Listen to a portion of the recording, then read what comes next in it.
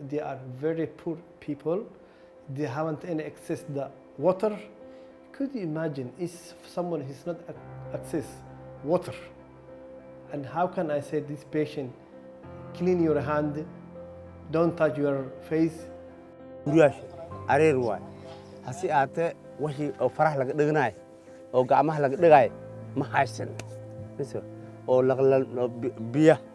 biyaha oo wasaq oo laga dhigalay ma haysan koow waa waay biyihii anagu soo gadan ama soo karaysan iyo hadda farax ka dhigalaya awoodna inaan guryeena joogno xoogeena kunana hadda hal beri joogno way nala joogtaa caruur yaryaraan qabnaa wax garabna siiyama haysano anagoo baxno soo xamaalano aan nolosheena ku maareyn karnaa.